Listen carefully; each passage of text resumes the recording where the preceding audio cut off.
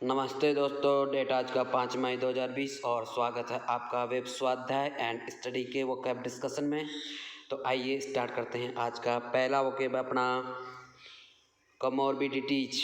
कमॉर्बिडिटीज means the fact that people who have a disease or condition also have one or more other disease or conditions। मतलब कमॉर्बिडिटी क्या है? एक तथ्य है, fact है जो क्या कहता है कि the that people who have disease, कोई लोग जिसके कोई बीमारी है और तो उसके क्या है एक से ज़्यादा बीमारी होने की जो कंडीशन हो। तो जैसे आजकल चल रहा है ना कोरोना, तो कोरोना हो जिसका हो रहा है, अगर कोरोना के साथ साथ अगर उसको डायबिटीज है या हाइपरटेंशन है या बीपी की प्रॉब्लम है तो उनको ज़्यादा इफेक्ट कर रहा है। ये उनकी जो फर्टिलिटी रेट भी उन्हीं की ज़्यादा है, तो इस वजह से कमॉर्बिडिटी न्यूज में आ रहा है। तो कमॉर्बिडिटी को अगर आप याद रखना चाहो तो इसको याद रख सकते हैं कमर बी डटी। इसको तोड़ो फनी वर्ड्स में। कमर, कमर का मतलब होता है आपका जो कमर होती है, और बी डटी, डट गई। तो कमॉर्बिडिटी मतलब कमर भी डटी। तो एक से ज़्यादा बीमारियां होने से ऐसा लगता है जैसे कमर भी डट गई हो, यानी कमर जैसे डट गई हो मतलब उसमें बहुत ज़्यादा पेन हो, यानी टूट गई हो, कमर टूटना जिसे बोलते हैं ना। तो कमॉर्बिडिटी मतलब एक से ज़्यादा बीमारी होना। तो एक से ज़्यादा बीमारी होने से ऐसा लगता है जैसे कमर भी डट गई हो, टूट गई हो। तो सो होप आप इसको याद रख सकते हैं।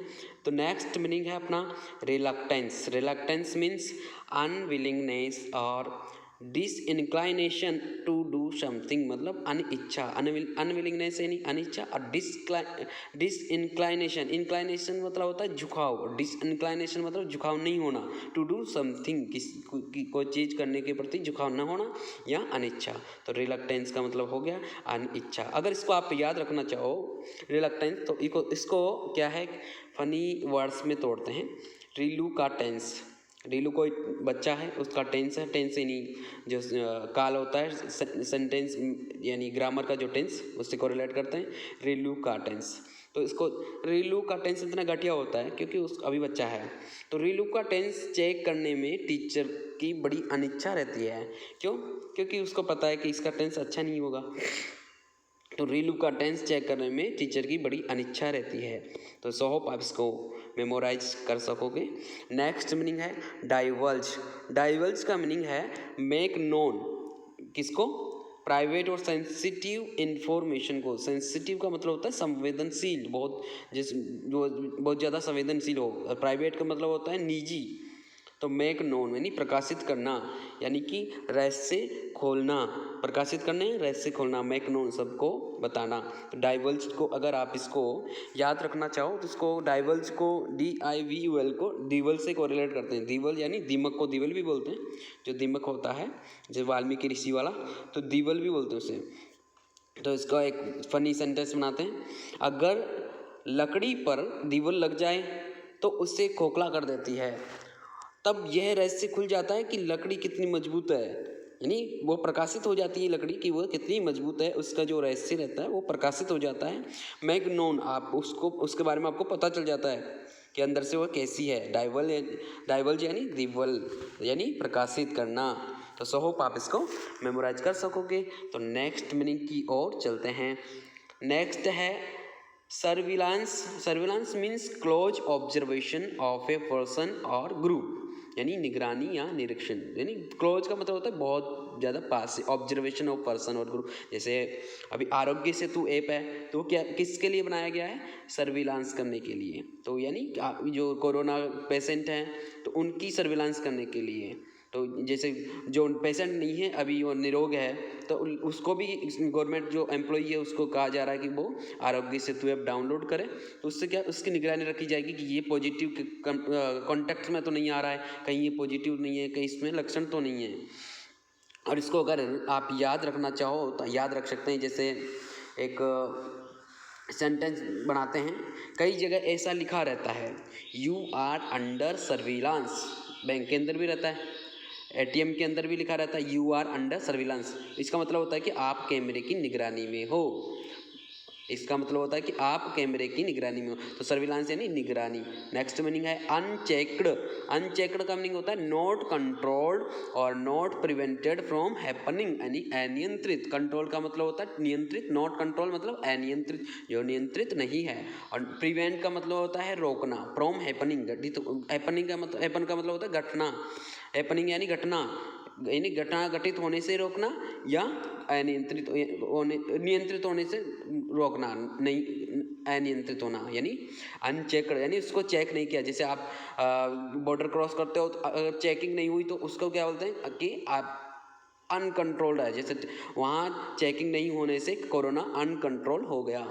जैसे बॉर्डर पे राजस्थान की रतनपुर बॉर्डर पे गुजरात से लोग आए, वहाँ पे कोरोना पॉजिटिव की चेकिंग हुई इसलिए वह नियंत्रित हो गया। अगर वहाँ पे पॉजिटिव की चेकिंग नहीं होती तो वह अनियंत्रित हो जाता। तो सो होप आप इसको मेमोराइज कर सकोगे। नेक्स्ट मीनिंग है stipulations. Stipulations means a rule that must be followed और something that must be done, यानी शर्त और नियम। ए रूल यानी नियम होता है, दैट मस्ट बी फॉलोड, या मस्ट क्या है, अनिवार्य है कि वो फॉलो किया ही जाएगा।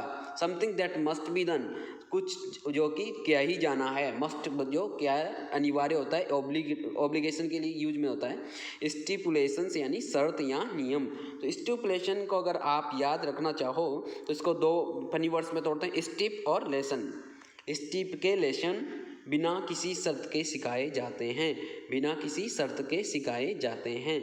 स्टिपुलेशन बिना किसी शर्त के सिखाए जाते हैं, मतलब स्टिपुलेशन यानी शर्त या नियम। तो सो होप आप इसको मेमोराइज कर सकोगे।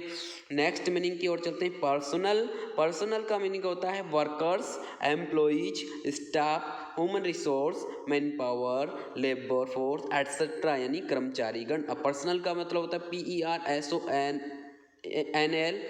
पर्सनल का मतलब होता है व्यक्तिगत, और पर्सोनेल का मतलब होता है कर्मचारी, यानी एक पर्सन होता है, PERSON पर्सन यानी व्यक्ति होता है, और पर्सनल यानी व्यक्तिगत होता है, और पर्सोनेल यानी कर्मचारीगण, मतलब एक से ज़्यादा पर्सन को कंपनी के अंदर हो, मैन पावर हो, लेबर फोर्स में हो, या ह्यूमन रिसोर्स यानी मानव संसाधन, स्टाफ हो कंपनी का, जो एम्प्लॉई हो यानी उसके जो एम्प्लॉय के हिंदी में बोले तो उसके जो काम करने वाले लोग रहते हैं, वर्कर्स। तो सो होप आप इसको आराम से याद रख सकते हैं। नेक्स्ट मीनिंग है आउट पेशेंट। आउट पेशेंट का मीनिंग है a patient who attends a hospital for treatment without staying there overnight. मतलब कोई पेशेंट अगर वहाँ हॉस्पिटल में जाए और वो बिना भर्ती हुए अगर वहाँ पे इलाज कराए, अपना ट्रीटमेंट कराए, तो उसको बोलते हैं आउट पेशेंट।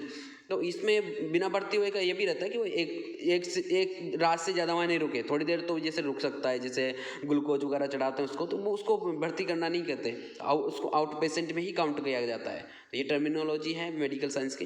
तो आउट पेशेंट का मीनिंग हो गया जो पेशेंट बाहर है, आउट यानी बाहर और पेशेंट यानी मरीज, जो मरीज बाहर रहे मतलब भर्ती ना हो। तो आउट पेशेंट सो आप समझ गए होंगे। नेक्स्ट मीनिंग है एडजर्न।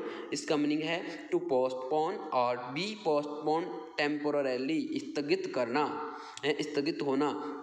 पोस्टपोन यानी आगे किसका देना, और पोस्टपोन टेम्पोररीली मतलब होता है कुछ समय के लिए, यानी कुछ समय के लिए, ज़्यादा समय, एक फाइनाइट टाइम के लिए। तो अगर आप इसको याद रखना चाहो, एडजर्नमेंट मोशन जो हो संसद के अंदर आता है, स्थगित, जो संसद का स्थगित हो जाती है, जैसे वहाँ सांसद लोग आपस में चिल्लाते रहते हैं बिना किसी वजह के, तो स्पीकर क्या करता है, संसद को एडजर्न कर देता है। और इसको अगर आप याद रखना चाहो तो ये आराम से संसद के एडजर्नमेंट मोशन से आराम से याद रख सकते हैं। तो इसमें कुछ ज़्यादा फनी वर्ड्स की भी ज़रूरत नहीं है। एडजर्न, आधी जर्नी, जैसे आधी जर्नी स्थगित नहीं करनी चाहिए, एडजर्न इसे फनी वर्ड्स बना भी सकते हैं। आधी जर्नी स्थगित नहीं करनी चाहिए क्योंकि ये जर्नी पूरी ही करनी चाहिए। जैसे आपने स्टार्ट किया है वोकैबुलरी का एनहेंस करने के लिए, जो जर्नी स्टार्ट किया उसको बीच में नहीं छोड़ना चाहिए, तो एडजर्न नहीं करना चाहिए इसको, तो उसको कंटिन्यू रखना चाहिए। तो सो आप समझ गए होंगे। नेक्स्ट मीनिंग की ओर चलते हैं। नेक्स्ट है पेरिस्ड, इसका मतलब होता है टू बी डिस्ट्रॉयड और डाई, यानी मारे गए।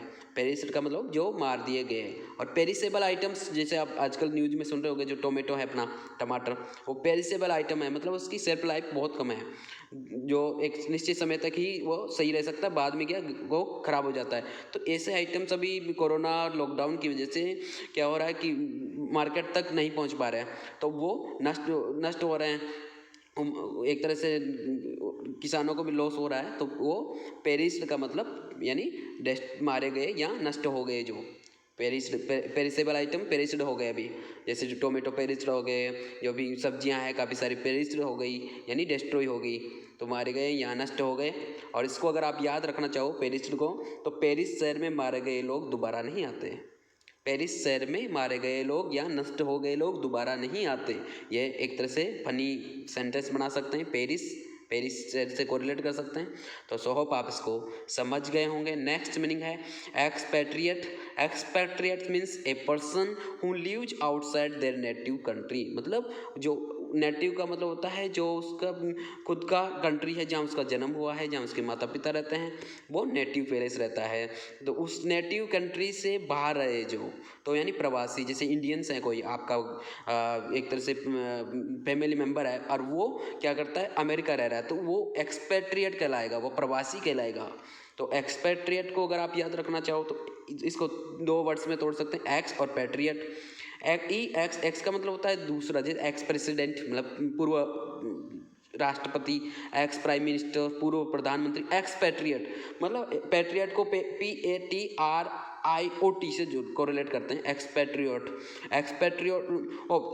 पैट्रियट को बोलते हैं देशभक्त को पैट्रियट बोलते हैं, PATRIOT, पैट्रियट यानी देशभक्त। और इसमें जो पैट्रियट को इससे कोरिलेट करते हैं, एक्स पूर्व देशभक्त, एक्स पैट्रियट मतलब पूर्व देशभक्त, एक्स पैट्रियट यानी प्रवासी। जो प्रवासी लोग होते हैं क्या होते हैं, पूर्व देशभक्त होते हैं। अब उनको क्या है, वो प्रवास में चले जाते हैं, देश के प्रति थोड़ा लगाव कम हो जाता है, पूरा तो नहीं होता लेकिन थोड़ा बहुत कम हो जाता है, मतलब एक्स पैट्रियट हो गए यानी पूर्व हो गए वो लोग, तो प्रवासी हो गए, एक्सपेट्रिएट यानी प्रवासी। तो आप इसको आराम से याद रख सकते हैं। नेक्स्ट मीनिंग है डेंसिफिकेशन। डेंसिफिकेशन का मतलब होता है an increase in the density of something, मतलब किसी चीज़ की जो डेंसिटी होती है उसमें इंक्रीमेंट किया जाए तो उसको बोलते हैं डेंसिफिकेशन। और डेंसिटी को हिंदी में बोले तो घनत्व, और घनत्व बोले तो इकाई जो आयतन होता है उसमें पदार्थ की जो मात्रा होती है उससे बोलते हैं डेंसिटी या घनत्व। और इकाई का मतलब होता है 1 मीटर क्यूब, जो 1 मीटर क्यूब जो आयतन होता है उसके अंदर पदार्थ की जो मात्रा कितनी आ सकती है उससे बोलते हैं डेंसिफिकेशन। जैसे